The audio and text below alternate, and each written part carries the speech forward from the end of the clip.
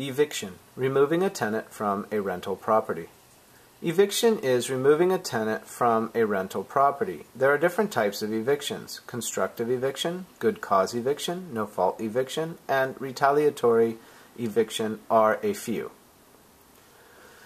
Constructive eviction is when a landlord does something or doesn't do something that results in illegally evicting a tenant, like turning off the water to the property or not fixing a leak in the roof, making it uninhabitable.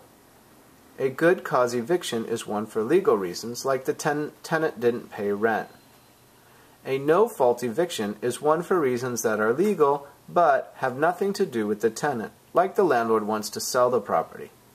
A retaliatory eviction is what it sounds like. The landlord gets rid of the tenant as a payback for some behavior the landlord found offensive, usually a tenant complaint, and of course a retaliatory eviction is illegal. Eviction is removing a tenant from a rental property. Multiple choice question. Eviction A, removing a tenant from a rental property. B, allows disciplinary action for discrimination in housing. C, when a bank takes a home to pay back a defaulted on loan. D, finding a tenant to rent a rental property.